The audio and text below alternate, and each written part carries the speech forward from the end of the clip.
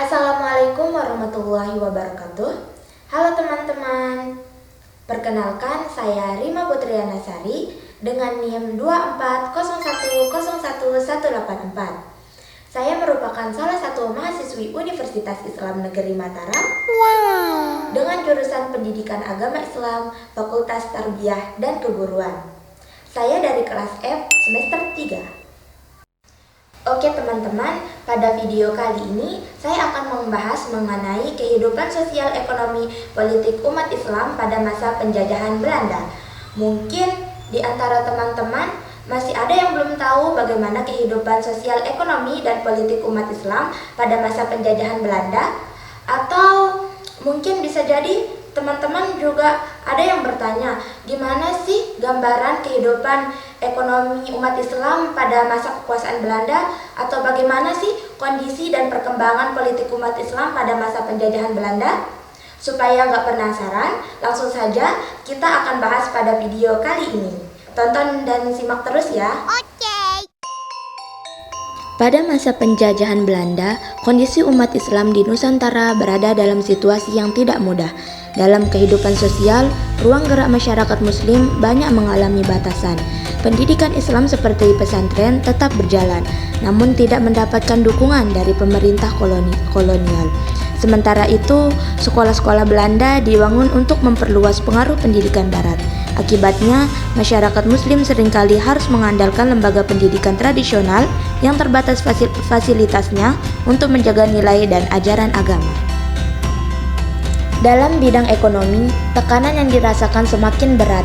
Berbagai kebijakan kolonial seperti tanam paksa, pajak tinggi, serta penguasaan perdagangan oleh pihak Belanda membuat masyarakat Muslim sulit untuk berkembang.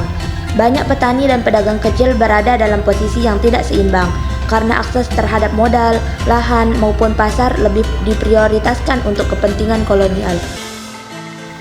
Kondisi ini membuat umat Islam lebih banyak bertahan dalam sektor ekonomi rakyat yang sifatnya kecil dan tradisional.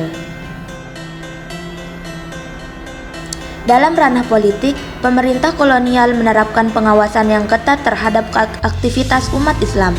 Kegiatan ibadah dan dakwah masih diperbolehkan, tetapi setiap gerakan yang dianggap dapat memicu kesadaran politik langsung diawasi. Meski begitu, masa ini justru melahirkan berbagai organisasi Islam modern yang sangat berpengaruh. Syarikat Islam, Muhammadiyah, dan Nahdlatul Ulama muncul sebagai wadah bagi umat Islam untuk memperkuat pendidikan, meningkatkan kesejahteraan, serta membangun kesadaran kebangsaan.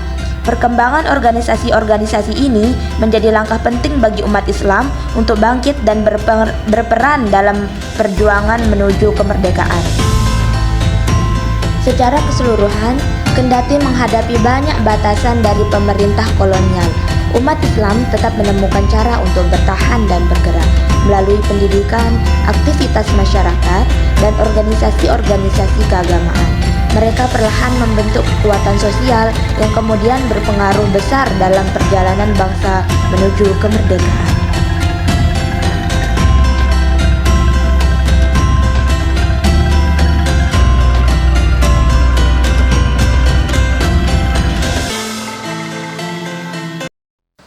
Nah teman-teman, dari penjelasan video tadi bisa kita simpulkan bahwa kehidupan umat Islam pada masa penjajahan Belanda ini serba dibatasi, baik dari segi sosial, ekonomi, maupun politik. Meski begitu, dari tekanan-tekanan inilah muncul kesadaran baru yang membuat umat Islam bangkit lewat pendidikan, organisasi, dan gerakan sosial yang akhirnya ikut mendorong lahirnya perjuangan kemerdekaan. Nah teman-teman, mungkin itu saja yang bisa saya jelaskan mengenai kehidupan ekonomi dan politik umat Islam pada masa penjajahan Belanda. Kurang dan lebihnya mohon dimaafkan. Saya Rima Putriana Sari, mohon pamit undur diri. Wallahul muwaffiq ila aqwamit thoriq. Wassalamualaikum warahmatullahi wabarakatuh.